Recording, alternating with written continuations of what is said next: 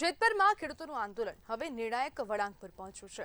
ઉપવાસ ચાવડીમાંથી એવા શબ્દો ગુંજ્યા જેને તંત્રની ચિંતા વધારી દીધી। આંદોલનના આગેવાન કારુ કાકાએ સ્પષ્ટ શબ્દોમાં કહી દીધું છે કે વરસાદ રહેવા દો, પછી ખરપિયા ઉપાડશું। આ માત્ર ચેતવણી નથી, સરકાર માટે ખુલ્લો પડકાર। કારુ કાકાનો દાવો છે કે વરસાદ બાદ જેતપરમાં 10 લાખ ખેડૂતો અને સમર્થકોને એકત્ર કરવામાં આવશે અને આંદોલનને અભૂતપૂર્વ સ્વરૂપ આપવામાં આવશે।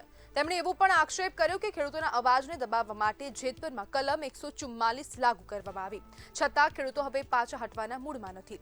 લાંબા સમયથી પોતાની માંગણીઓ માટે લડી રહેલા ખેડૂતોનું કહેવું છે કે હવે આશ્વાસનો નહીં, નિર્ણય જોઈએ। ઉપવાસ, ધરણા અને રજૂઆતો બાદ પણ જો ઉકેલ નહીં આવે તો લડત વધુ ઉગ્ર બનશે। એક તરફ સરકાર વિકાસના દાવા કરે છે તો બીજી તરફ ખેડૂતો સરકાર સામે જંગનું એલાન કરી રહ્યા છે। હવે સવાલ માત્ર જેતપરનો નથી, પરંતુ ખેડૂતોના વિશ્વાસનો છે। વરસાદ બાદ શું જેતપર ગુજરાતના સૌથી મોટા ખેડૂત આંદોલનનું કેન્દ્ર બનશે, તે પણ એક સવાલ હવે દરેક નાગરિકોના મનમાં ઉઠી રહ્યો છે, ખાસ કરીને ખેડૂતોના મનમાં છે। શું સરકાર સમયસર સંવાદનો રસ્તો પસંદ કરશે કે પછી આંદોલન વધુ ઉગ્ર બની શકે છે અને સમગ્ર રાજ્યમાં ફેલાઈ શકે છે?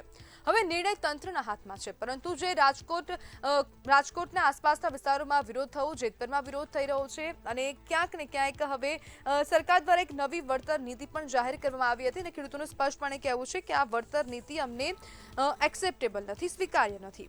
અને આજ મુદ્દે આપણી સાથે ચર્ચા કરવા માટે જેતપરથી એક ખેડૂત હિરેન અઘારા જોડાઈ ગયા છે। હિરેનભાઈ, વરસાદ બાદ આંદોલન કેવી રીતના આગળ વધશે?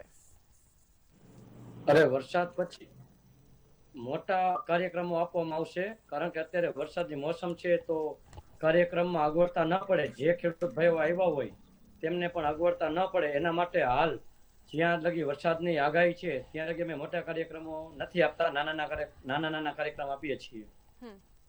હિરેનભાઈ, વરસાદ બાદ જ કેમ હવે આ આંદોલન વધુ ઉગ્ર બનશે? અત્યારે શું ખેડૂતો બિઝી થઈ ગયા છે વાવણીમાં?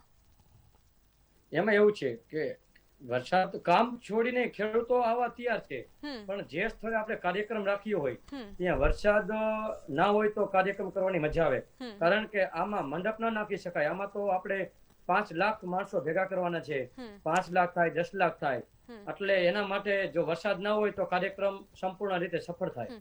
હિરેનભાઈ, ખાસ કરીને એવા નિવેદનો ગુંજી રહ્યા છે કે ખાસ કરીને તે જે જેતપરનો વિસ્તાર છે તે કલમ 144 લાગુ કરી દેવામાં આવી છે, આમાં કેટલું સત્ય?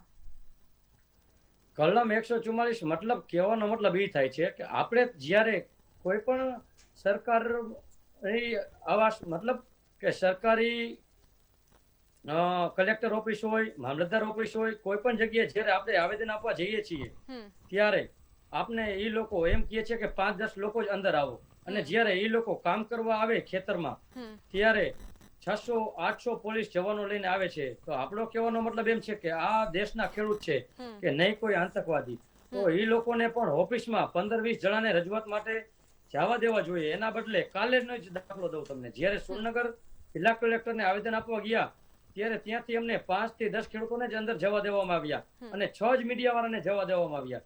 અમે આ વિનંતી પણ કરી કે મીડિયા વાળાને જવા દો, પછી એને વળી 2-4 મીડિયા ભાઈઓને જવા દીધા।